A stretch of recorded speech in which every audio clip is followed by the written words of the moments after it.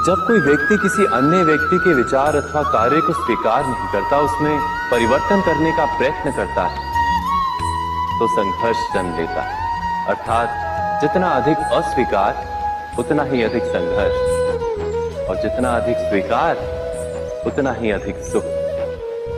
क्या ये वास्तविकता नहीं? यदि मनुष्य स्वयं अपनी अपेक्षाओं पर अंकुश रखे, अपने विचारों को परखे, किसी अन्य व्यक्ति में परिवर्तन करने का प्रयत्न ना कर स्वयं अपने भीतर परिवर्तन करने का प्रयास करे, तो क्या संबंधों में संतोष प्राप्त करना इतना कठिन? अर्थात क्या स्वीकार ही संबंध का वास्तविक अर्थ नहीं? जब किसी व्यक्ति को किसी घटना में अन्याय का अनुभव होता है, तो वो घटना उसके अंतर को झकझोर देती, समस्त जगत उसे अपना शत्रु प्रतीत होता है। उस घटना के उत्तर में वो न्याय मांगता है, और ये योग्य भी है, किंतु ये न्याय क्या है? न्याय का अर्थ क्या है? अन्याय करने वाले को अपने कार्य पर पश्चाताप हो, और अन्याय भुगतने वाले के मन में फिर से विश्वास जगे समाज के प्रति। इतना ही अर्थ है ना न्याय का। किंतु जिसके हृदय में धर्म नहीं होता, वो न्याय को छोड़कर वैर और प्रतिशोध को अपनाता है। हिंसा के बदले प्रतिहिंसा की भावना लेकर चलता है। स्वयं भोगी हुई पीड़ा से कहीं अधिक पीड़ा देने का प्रयत्न करता है, और इस मार्ग पर चलते अन्याय को भुगतने वाला स्वयं अन्याय करने लगता है।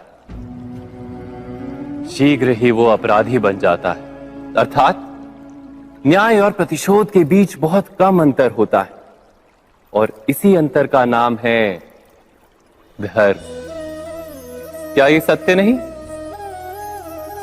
स्वयं विचार कीजिए।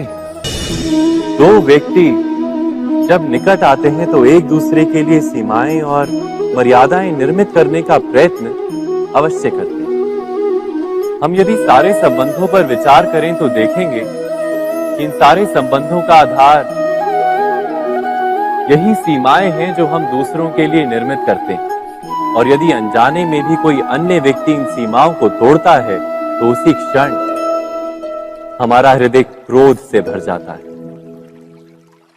इन सीमाओं का वास्तविक रूप क्या है? क्या हमने कभी विचार किया?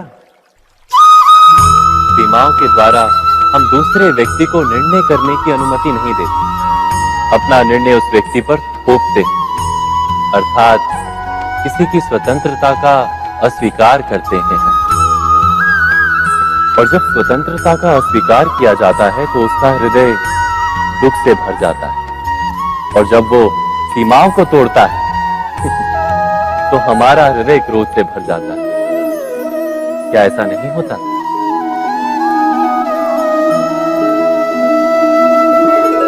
पर यदि एक दूसरे की स्वतंत्रता का सम्मान किया जाए तो किसी मर्यादाओं या सीमाओं की आवश्यकता ही नहीं होती। अर्थात जिस प्रकार स्वीकार किसी संबंध का देह है, क्या वैसे ही स्वतंत्रता किसी संबंध की आत्मा नहीं? स्वयं विचार की।